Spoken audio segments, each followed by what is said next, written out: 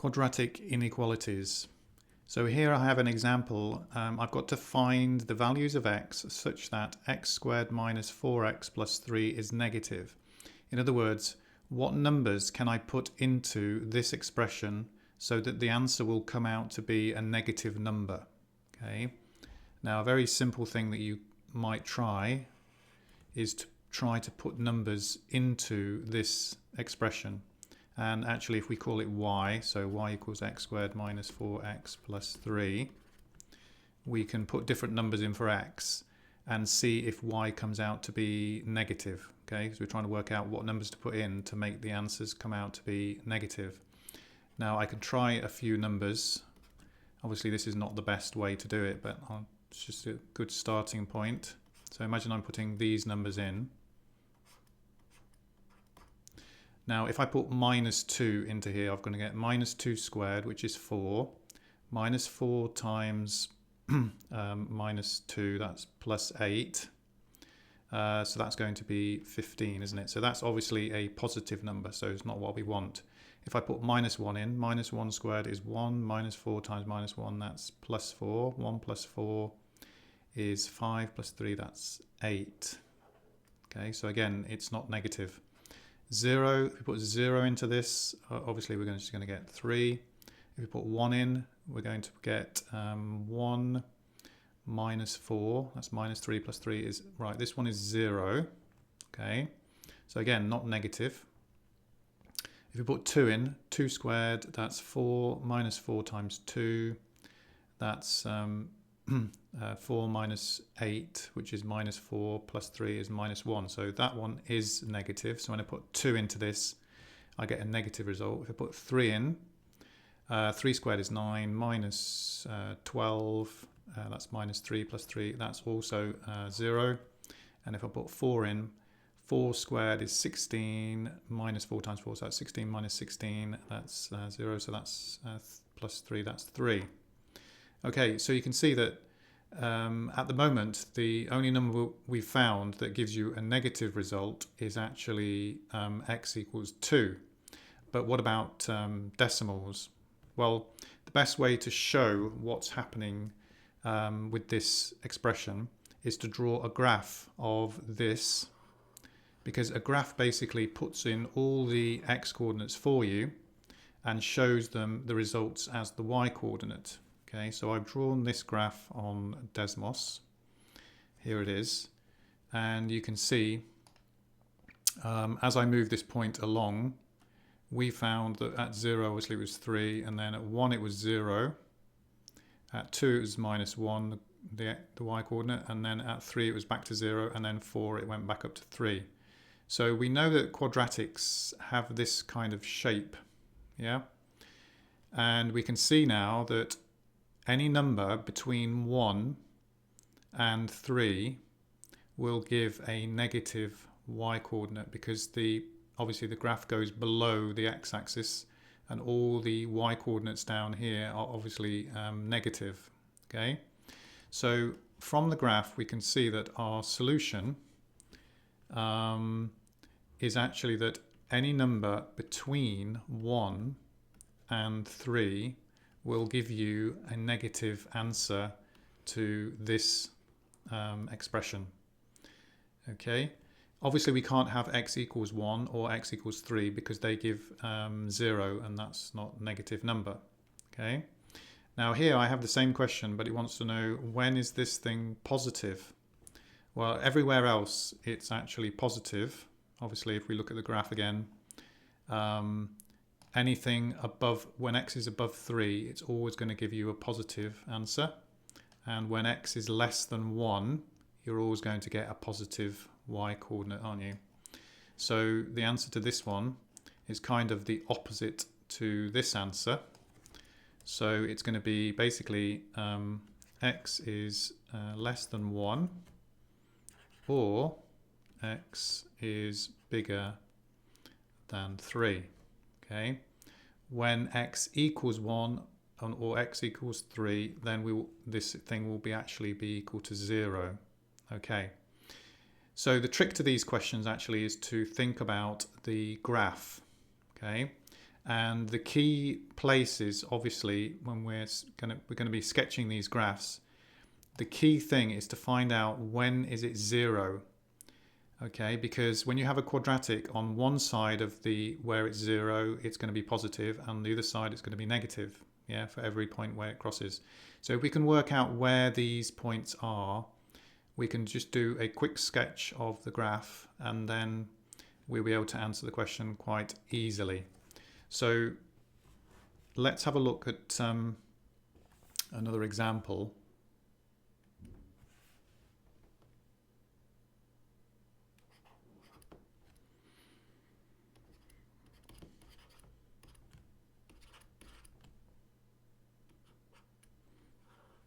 Okay, now I've written it more properly now, because instead of saying something is positive, we're going to write it greater than 0.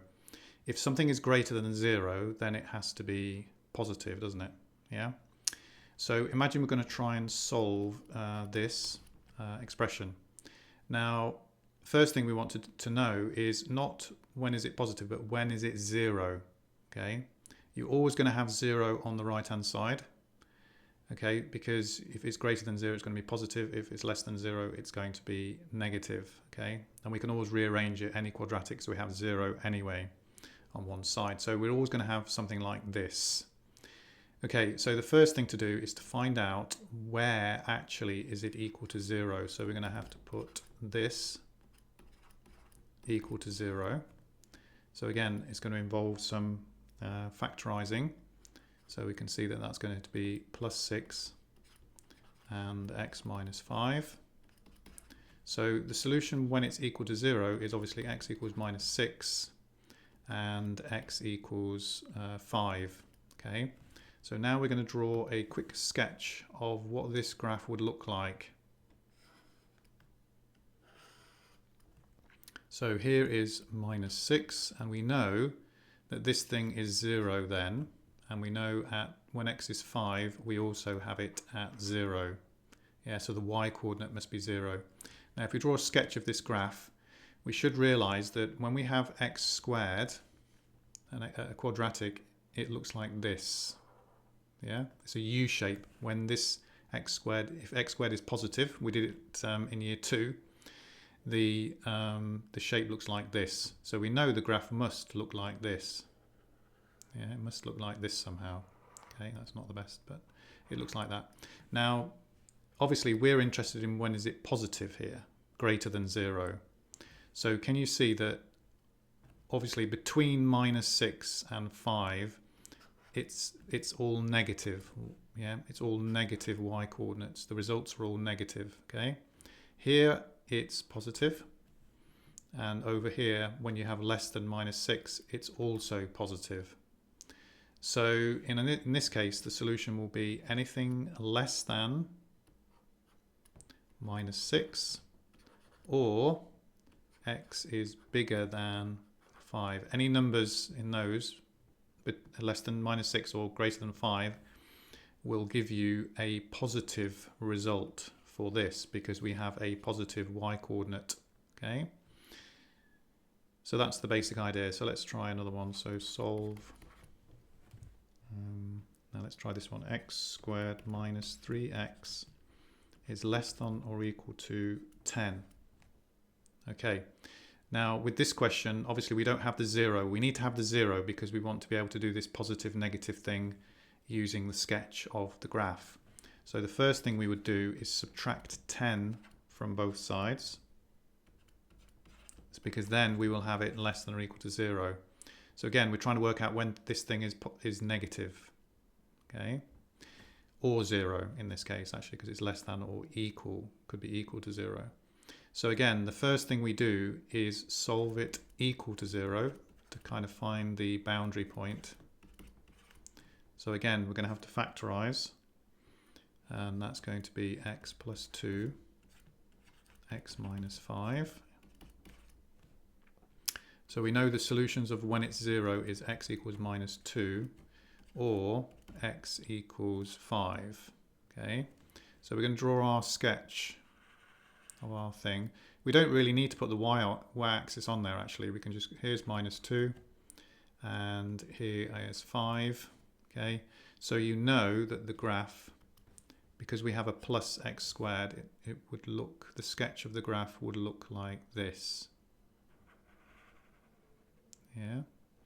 So anything above is a positive and anything below is a negative.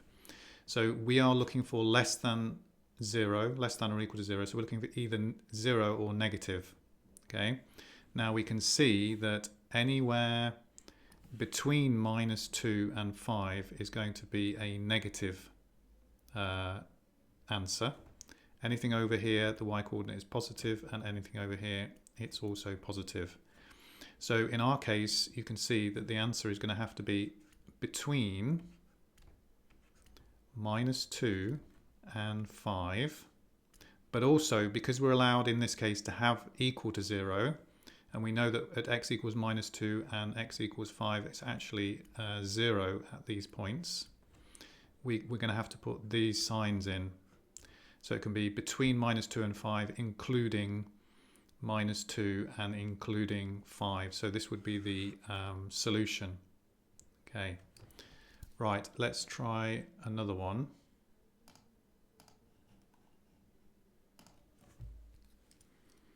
Okay, so I'm going to use this one. So 2x squared is greater than 7x minus 3, something like this. Okay. So again, we want to know what values of x would make this expression true, that the left-hand side would be bigger than the right-hand side.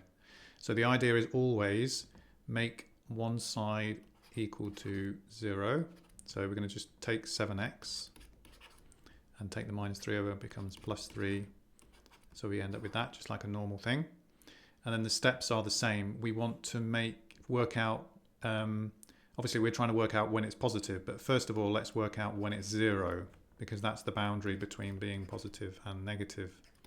So we solve it equal to 0, and this will factorize. So actually it comes out to be this.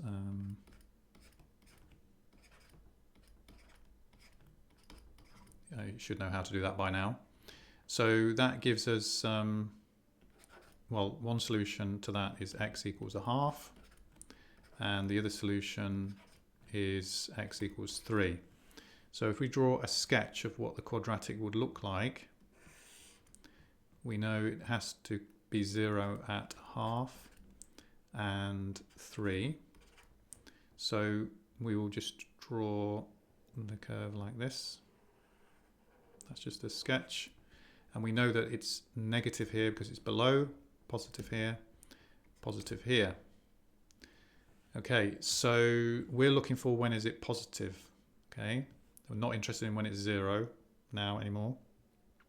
So we can see that the solution will be anything less than 1/2 will give you a positive answer, and anything bigger than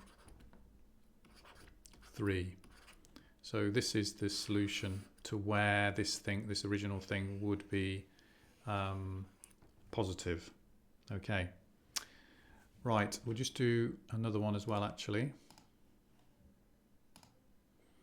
Now, what would happen if we had a negative?